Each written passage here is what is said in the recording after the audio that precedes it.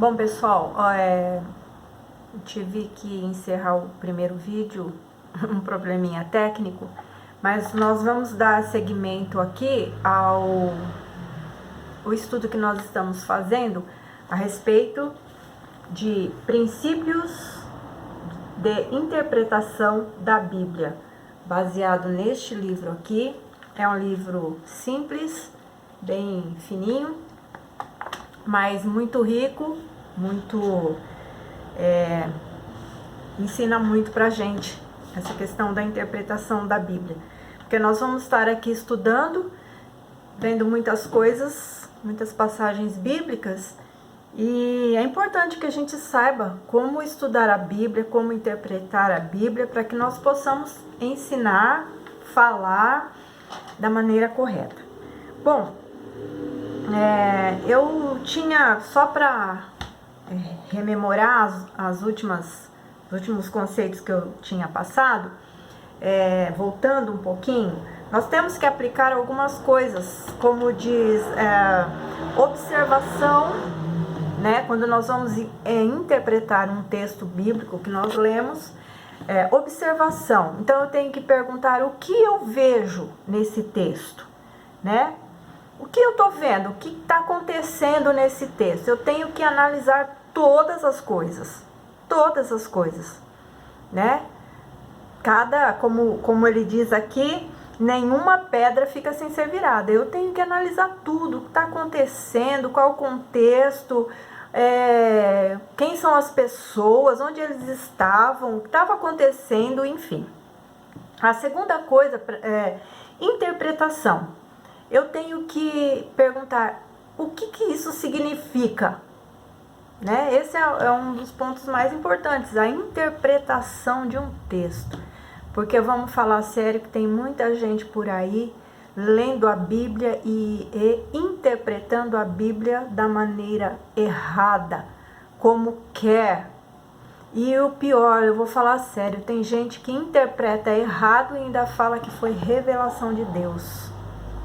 Então, nós vamos estar estudando os princípios aqui, né? A revelação, a palavra já é a revelação de Deus. Será que Deus ainda vai revelar alguma coisa em cima do que já foi revelado? Nós podemos sim trazer, buscar aplicações pessoais, nós podemos encontrar sim revelação para aplicação pessoal nas nossas vidas, né? Coisas que talvez Deus esteja nos mexendo na nossa pessoa através daquela palavra, nos sugerindo alguma coisa que talvez esteja mais profundo do que aquilo que nós estamos lendo, aí sim, tá? Mas é importante a questão da interpretação. E aí a pergunta é, o que significa isso que eu estou lendo, né?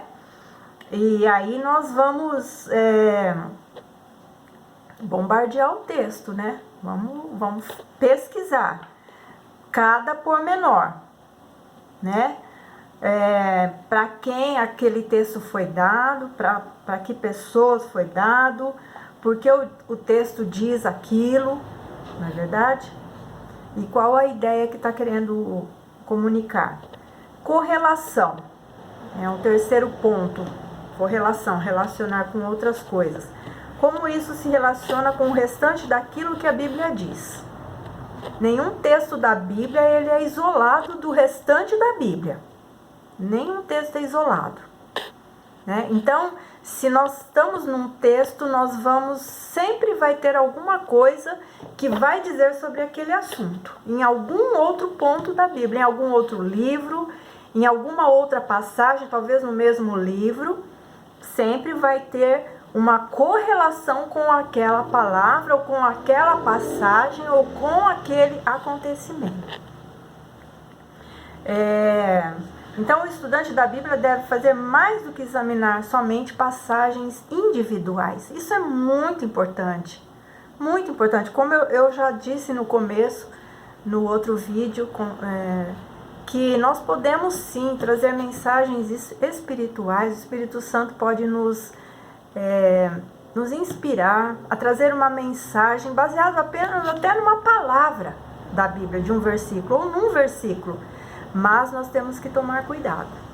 Nós temos que tomar cuidado para que a gente não ensine coisas erradas, tá? Então, nós temos que levar em conta tudo o que a Bíblia diz sobre aquele assunto. É lógico, eu posso até, por exemplo, eu não vou pregar tudo o que diz sobre aquele assunto. Talvez Deus está direcionando uma mensagem para uma questão espiritual. Mas é importante que eu entenda tudo o que está falando ali, porque aquilo pode enriquecer, trazer sustentação para aquilo que eu estou falando, né? E a outra coisa que eu tinha, mais no final, estava encerrando sobre a aplicação. E o que significa para mim o que eu estou lendo, né? Eu estou vivendo o que eu estou lendo, né? Eu estou praticando, né? Ou estou só observando, interpretando, querendo ensinar para os outros e eu não estou vivendo isso, né? Outra regras de interpretação também, que agora eu vou dar continuidade, que são 4 categorias, tá? Primeiro, gerais, gramaticais, históricas e teológicas. São interpretações. Se dividem em 4 categorias: gerais, gramaticais, históricas e teológicas, tá? Então, nós vamos estar estudando passo a passo cada uma. Então, nos princípios gerais, né? Gerais, não é específico, mas geral, de interpretação, são os que tratam do texto propriamente dito. Então, eles estabelecem as regras básicas para o entendimento das palavras e sentenças da passagem em estudo, tá? Então, é o básico, é o que todo mundo ali vai ler, vai compreender, é a regra geral de interpretação. Todo mundo vai ler ali e vai dar uma interpretação naquele texto, tá? Sem muita análise, sem aprofundar, sem buscar outras informações. Existe também o princípios gramaticais de interpretação. São os que tratam do texto propriamente dito, estabelecem as regras básicas para o entendimento das palavras e sentenças da passagem em estudo. Então, nós vamos, aí já vai aprofundar mais, porque você vai interpretar gramaticalmente, né, o que está sendo dito e o que aquelas palavras realmente representam, simbolizam, enfim, né? Princípios históricos de interpretação. São os que tratam do substrato ou contexto em que os livros da Bíblia foram escritos. As situações políticas, econômicas e culturais são importantes na consideração do aspecto histórico do seu estudo da palavra de Deus. Eu vou dar uma parada aqui para fazer uma consideração que eu lembrei. Eu estava até de noite assim pensando e me lembrei de uma história que meu pai, há muitos anos atrás, ele contava, né, de uma mensagem que ele ouviu de uma pessoa e o pregador estaria falando sobre a passagem do Naamã, que estava com lepra, né, e a serva dele, que era do povo de Deus, né, que tinha sido levada cativa e estava servindo ele, mas era uma serva do povo de Deus, e falou para procurar o profeta. E aí ele foi, né, resistente, mas foi. E o profeta então mandou que ele se banhasse no Rio Jordão. Ele entrasse 7 vezes no Rio Jordão e que ele seria curado da lepra. E ele ficou indignado, né? Porque ele era um oficial da sua nação, ele era um soldado, uma pessoa importante, uma pessoa de muita consideração com o seu rei lá.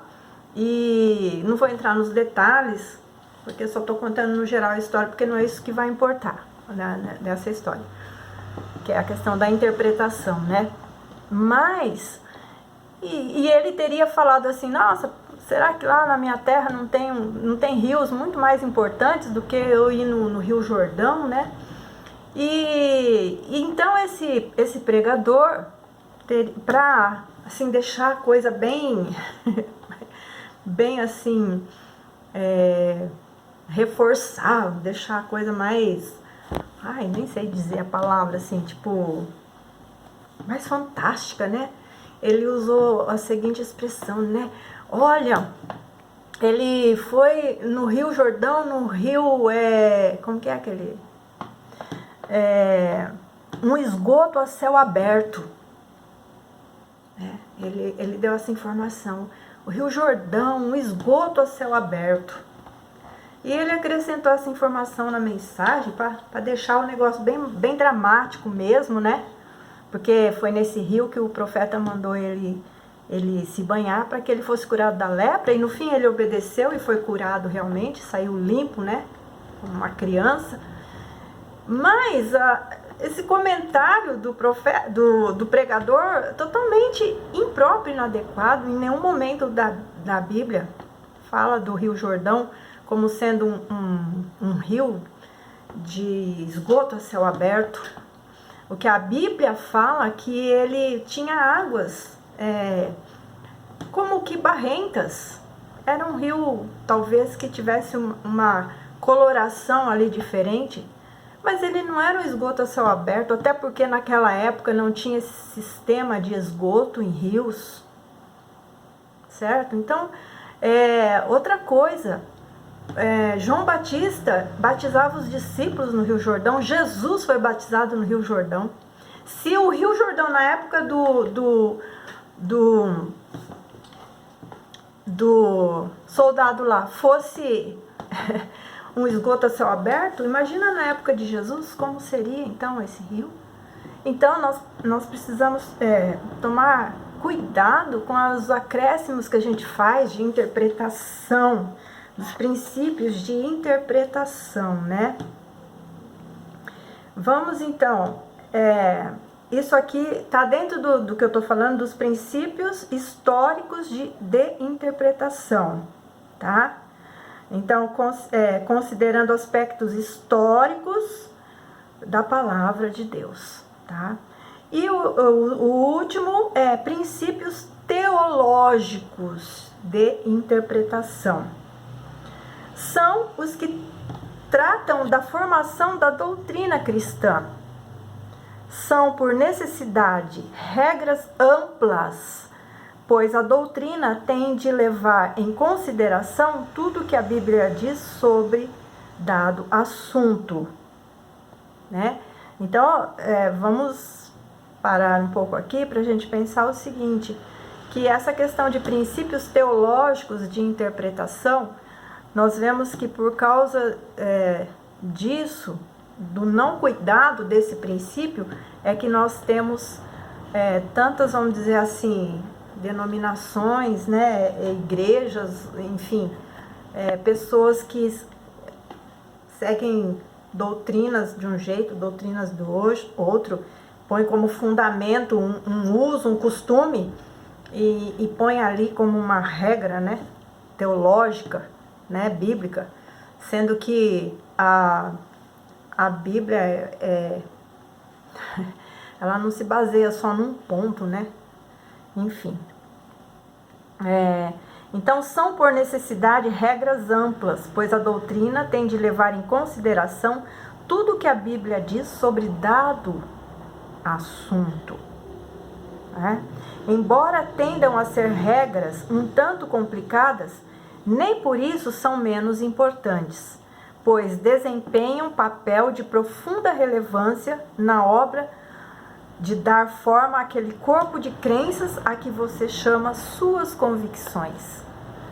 Então, há necessidade de se buscar um amplo estudo de interpretação daquilo que nós formamos como uma doutrina cristã. Eu não posso simplesmente pegar uma passagem. Eu vou dar um exemplo, eu não quero menosprezar ninguém, nenhuma igreja, nenhum ministério, e Deus aqui julgue cada um. Mas nós temos igrejas que o pilar da igreja não é Jesus Cristo, é um dia da semana.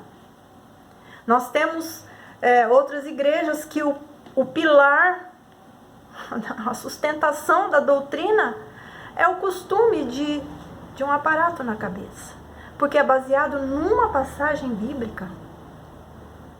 Então se formou uma doutrina, uma igreja que tem às vezes milhares, milhões de membros, baseado naquilo ali. Aquilo é a regra principal. Se você não seguir aquilo, você já está fora dos seus princípios. Então nós temos que tomar cuidado, tá? Então vamos entrar aqui na primeira categoria, que são as regras gerais. Então nós vimos que são 4 categorias: gerais, que é o consenso geral, gramatical, histórica e teológica, tá? Então vamos a fundo agora na regra geral. E a primeira coisa é: trabalhe partindo da pressuposição de que a Bíblia tem autoridade. Então, primeira coisa, regra geral: você vai ler a Bíblia, você trabalhe pressupondo, crendo, apoiando que ela tem autoridade. Porque se você não olhar esse princípio geral, esquece. Vai ler outro livro, vai ler filosofia, vai buscar outras coisas, né? A Bíblia tem autoridade, ok? Então, nas questões de religião, o cristão se submete consciente ou inconscientemente a uma das seguintes autoridades, acatando-a como autoridade última: a tradição, a razão ou as escrituras. Então, vamos ver, por exemplo, a tradição, né? O que uma religião, nós estamos falando aqui da regra de uma religião ou a regra do cristão, tá? Vamos tomar um princípio que é tomado aqui, por exemplo, o princípio da tradição, tá? Então vamos pegar, por exemplo, a doutrina da Virgem Maria. É um exemplo. Então, o que a Bíblia ensina sobre Maria é interpretado de acordo com o modo como a Igreja Católica Romana a tem visto tradicionalmente. Então, aqui não vou falar só da Igreja Católica Romana. Por exemplo, falar da virgindade da Maria. Como os católicos veem isso? Então, eles têm a interpretação deles, que é baseada na tradição. A tradição deles é que a Maria é virgem, ela é a mãe de Jesus, ela é intercessora, é isso. A tradição fazem com que eles sigam nesta interpretação bíblica, tá? Aí nós temos o que veio, né, trazido da igreja, o protestantismo, que começou lá na Reforma, tá? Temos o racionalismo, ou seja, a razão, que ocupou o centro do palco. Liberalismo e modernismo são termos cunhados para descrever essa abordagem, ou seja, a minha mente ou a minha razão vai decidir o que é fundamental para a minha fé, tá? Então, nós temos a tradição que determinou que a Maria é a Virgem Mãe de Jesus, ela é santa, ela é intercessora, tá? Mas tem a razão. A razão foi trazida pelo nossa, tá difícil hoje, protestantismo, que passou para mim a ideia de que minha mente ou a minha razão vai decidir o que é fundamental para minha fé. Eu é que vou sentir no meu coração o que eu creio, tá? Porque aí nós vemos que a reforma combateu algumas coisas da Igreja Católica, da Igreja Romana, e aí trouxe esse conceito, então. Vamos ver aqui. Uma pessoa que abraça esta abordagem pode concluir que a fé na concepção virginal de Cristo não é nem racional nem essencial, e daí o ensino bíblico pode ser rejeitado. Então, você pode ver que as duas interpretações, né, as duas linhas, elas não são boas, perfeitas, tá? E ela pode ser rejeitada, sim, pelas pessoas. Então, vamos ver o segundo passo, que então é tradição, razão ou as escrituras, né? Nós vamos seguir pela tradição, que a igreja fala, nós vamos seguir pela razão, que é o que a minha mente acha, ou nós vamos seguir pelas escrituras, tá? Então vamos ver pelas escrituras. O cristão fiel considera a Bíblia como seu supremo tribunal de recursos, tá? O que a igreja crê acerca da Virgem Maria, por exemplo, nesse caso, né, deve ser interpretado pelas escrituras e não vice-versa. Não sou eu que vou dizer,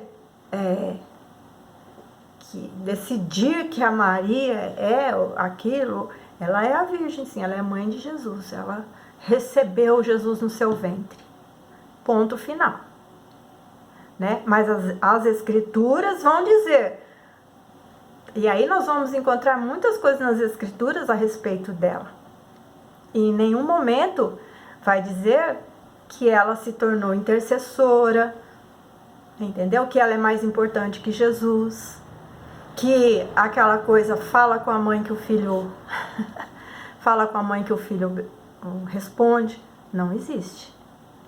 Então, nós temos que ir pelas escrituras.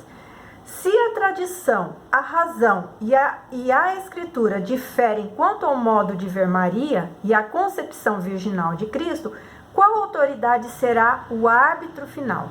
A primeira lei da interpretação diz que a Bíblia é o supremo tribunal de recursos, né? Uma pessoa não pode submeter-se à Bíblia como autoridade sobre ela se não for a palavra de Deus inspirada. Então, nós temos que crer que a Bíblia é inspirada, senão eu não posso me submeter a ela. Então, o primeiro passo, eu tenho que crer nisso para me submeter a ela. O mesmo ponto surgiu durante o ministério terreno de Jesus. Ele ensinava como quem tem autoridade. Está lá em Mateus 7:29. Mas em que se baseava sua autoridade? Como podemos saber se ele é verdadeiramente o Cristo que dizia ser? Né?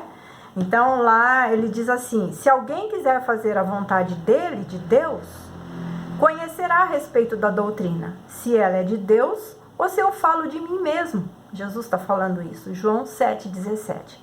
Se você quiser fazer o que eu lhe peço que faça, então você saberá se o que eu estou dizendo é certo ou não. É o que Jesus basicamente disse. Se você fizer, então saberá. Fazer vem antes de saber. A entrega pessoal vem antes do conhecimento. E há centenas de anos, Agostinho o colocou deste modo: creio, logo sei.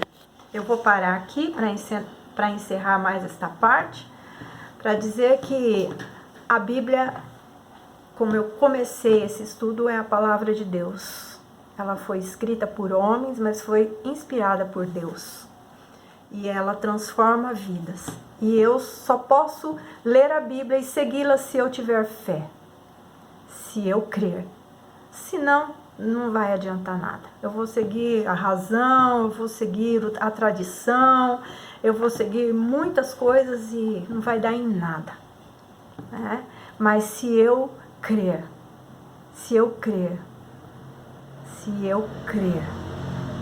ela vai fazer toda a diferença na minha vida. Ela vai se cumprir, porque o Senhor mesmo diz: eu velo pela minha palavra para cumpri-la. E eu quero encerrar essa parte aqui com isso, que o Senhor vela, cuida para cumprir a sua palavra. E aquilo que Ele disse para você, Ele cumpre. E aquilo que Ele disse na sua palavra, Ele cumpre. Em nome de Jesus. Amém? Deus te abençoe.